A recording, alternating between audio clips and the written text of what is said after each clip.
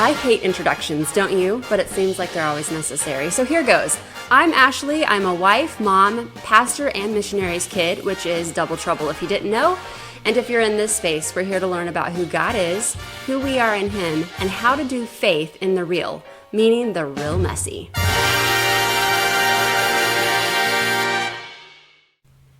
Happy fall. I am thrilled that fall is here. How many of you enjoy the fall season? I think that since we've moved to Michigan, I've learned to appreciate it even more because we get the full experience of the 4 seasons. So I love the changing of the colors and the coolness of the weather and hoodies and candles and pumpkins and all the things except pumpkin spice. Don't hate me, I just do not like it. But the thing that makes me most excited about fall is that it's almost Christmas. I married the Grinch, and so we've had to work out some compromises. Like, I don't listen to Christmas music if he's home until after Thanksgiving, and I don't decorate our home for Christmas until after Thanksgiving.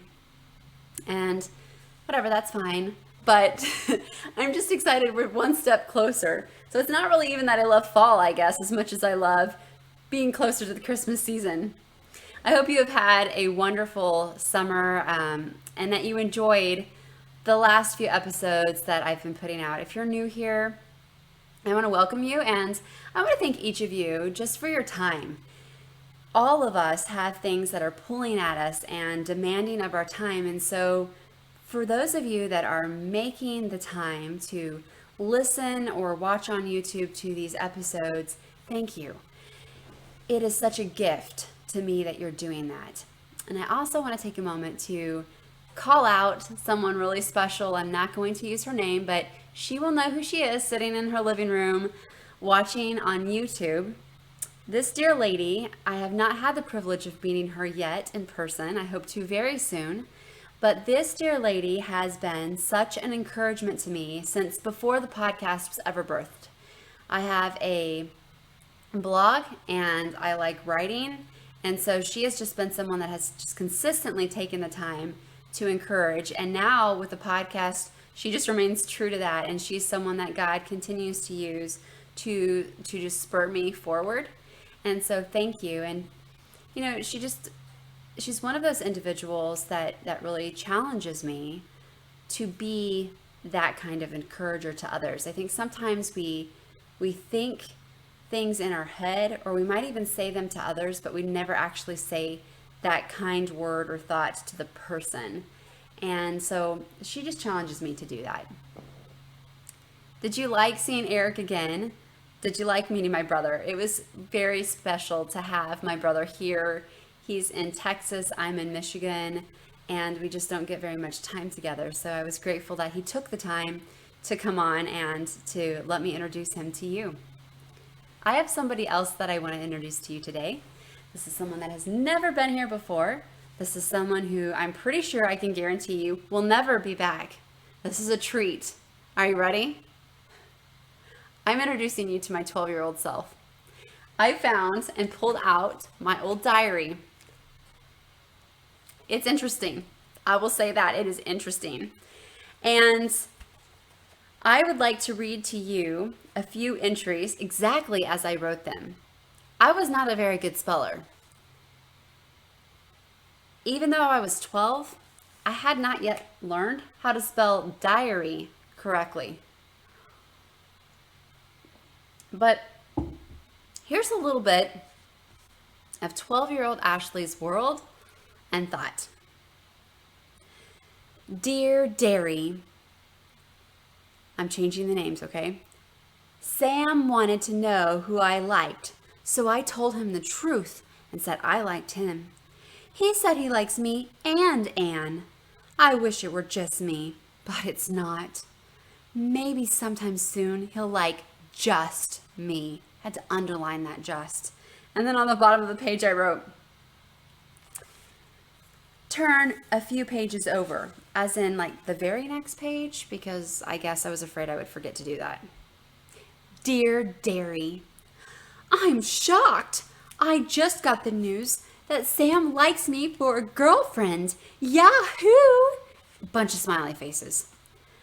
can't believe it. But here's the big bad part. Tonight, the youth had a cookout. Well, that's not bad. Anyway, Sam was on a bike ramping on this hill and his foot got caught on the handlebar. The bike fell on his foot. Sometimes he would limp, but other times he wouldn't. Everybody started to copy him. Big mistake. I thought he was joking around too because he would walk around regularly sometimes. Sam got his feelings hurt and went home, locked himself in the house, and wouldn't talk to anyone. I feel horrible. Really, I do. By the way, this was before I got the good news. But now, I don't know if Sam will like me. Luckily, Revival is here, so I will have a good chance to talk to him. And in parentheses on the bottom, I wrote, "We said sorry, and everything's okay." There you go. That was 12-year-old Ashley. Goodbye, 12-year-old Ashley. Tuck that one away. But I was thinking about those entries and just reminiscing on what it was like to be a 12-year-old girl. At the time that I wrote those, I knew that our family would be moving to go overseas as missionaries, but we hadn't made that transition yet. And if you're wondering, Sam and I never really had a relationship. Thank goodness, we were 12. That's ridiculous. And I moved away, moved to a different country. That's convenient for my parents. And it's funny, in retrospect, I'm thinking that's probably why my mom and dad weren't too concerned about my little infatuation, because they were transitioning me to a different country. Can't get safer than that, right? That was also before technology was as advanced as it is now. So I had no way of keeping up except snail mail, and that didn't happen. So, but the reason that I wanted to introduce 12-year-old Ashley and let you see just a glimpse of all her drama was, as I read those entries, I was thinking about how much some things have changed in my life and just in me as a person, and then how some things are still very much the same. They've just taken on a different form. And what I mean by that is, and I'll just pick on myself, I was very like Anne Shirley dramatic in my diaries, the depths of despair kind of drama, so much that it's comical to me now. But in many ways, I can still be that way as an adult. And I don't want to minimize hard things that I have gone through any more than I would want to minimize hard things that you might be going through as adults. I mean, life is hard. We all know this very well. We're very intimate with that fact, right? And nowhere in the Bible have I ever found a verse that says, like, you need to pretend that life is hard. It actually acknowledges several times that life is hard and you're going to experience hard things. I wonder why, and I'm just going to pick on us Christians, those of us that are Christ followers, why is it that so many of us are so quick to try to pretend like we have it all together? Is it because we want to like show everyone we're a good Christian? Or is it because we're trying to make ourselves look good?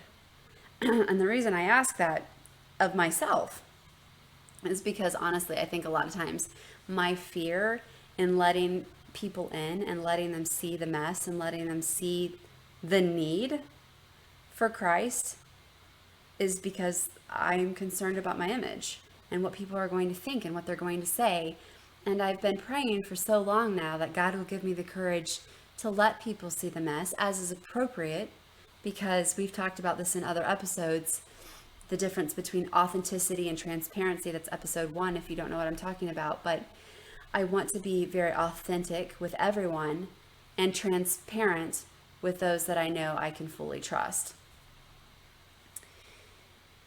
But for 12-year-old Ashley, her infatuation with Sam and that question of, does he love me, does he not, was a really big deal.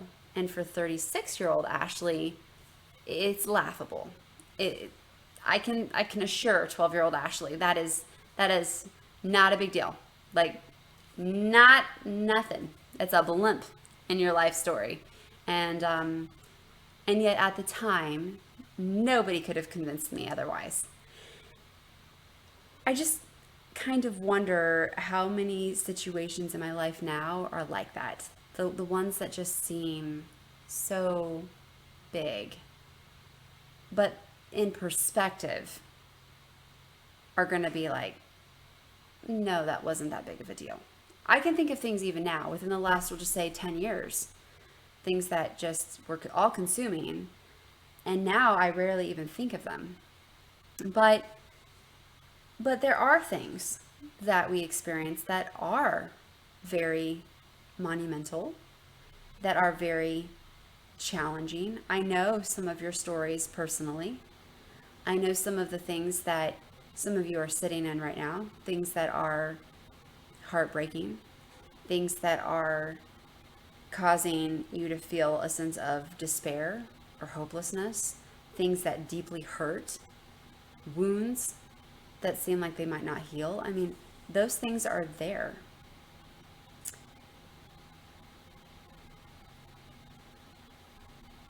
Even just looking at the news, we see some really major things happening in our world.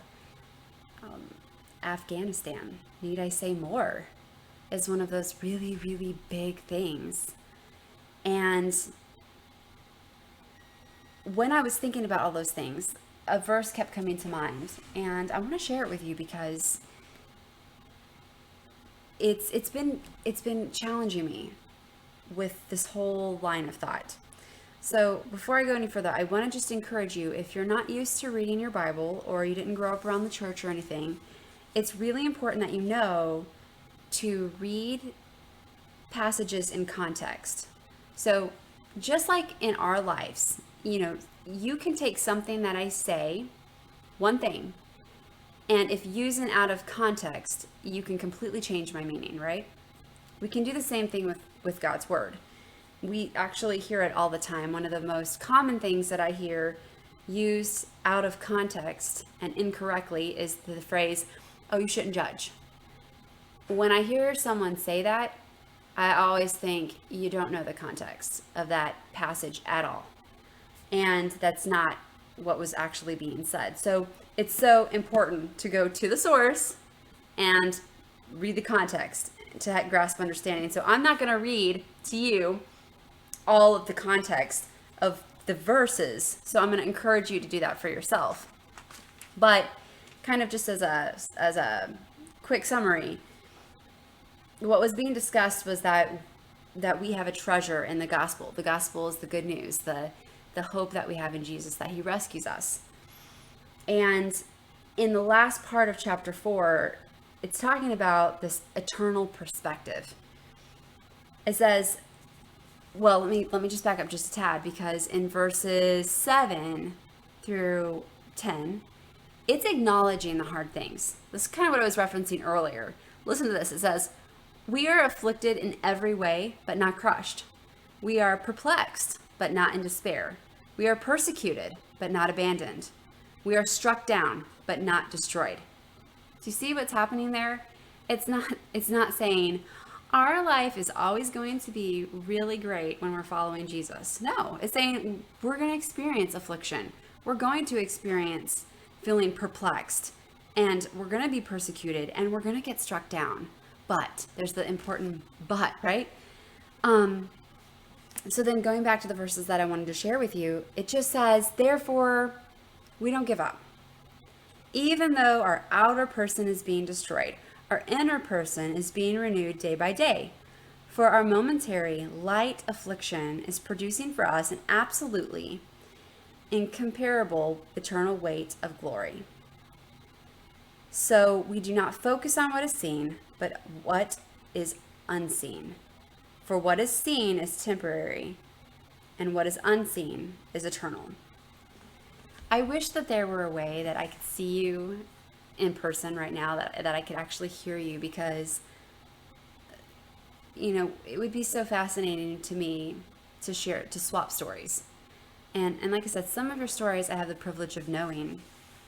And what really fascinates me is the stories of those that are further along in their life than I am, because they have the benefit of having more experience to more fully comprehend the fact that God is faithful, and to just experience, kind of more of the diary moments, right? I mean, as a 36-year-old woman, I can look at my 12-year-old self and say, "Ah, it's not really that big of a deal." And I can say that because a lot of years have passed. I've had a lot of experience, a lot of growth. And so when I think about friends that I have that are further along the path than I am, I can see their wisdom and being able to say, okay, let's put this in perspective. And that's probably what I love so much about this passage, is it's putting this in perspective. I have a really hard time thinking about persecution, like thinking about those in Afghanistan right now that are suffering and saying, well, that's light affliction. I have a really hard time thinking about things in my own life. This past year for me has been one of the most challenging years of my life. And I have walked through some places that were darker than I knew could be dark. And my faith has been put to the test in a way that it's never been put to the test before. And that, I look at all that and I go, well, that doesn't feel like light affliction. That kind of feels like crushing, suffocating affliction, Lord. And I love that we have a God that lets us talk to him that frankly. But I also love that we have a God that speaks back to us. And he's given us his word, and he's given us the privilege of knowing his character and his heart. And so this idea that we need to keep it in perspective. It's not saying that what you're going through is not a big deal. It's not saying that what you're going through isn't hard. It's not saying that what you're going through is insignificant. It's just saying, but let's keep it in perspective. And let's focus on not the now. If all I can look at is this page, and all I'm consumed with is this page of my diary as a 12-year-old girl, that's all I'm going to see. That's all I'm going to think about. If I look at the journal entries of this past year, and that's all I'm focusing and thinking about, then that's no wonder it feels like everything. Because it is everything. But if I do what God challenges me and tells me to do, and focus on what I can't see, which is eternal, then it changes everything. But I so need him to do it.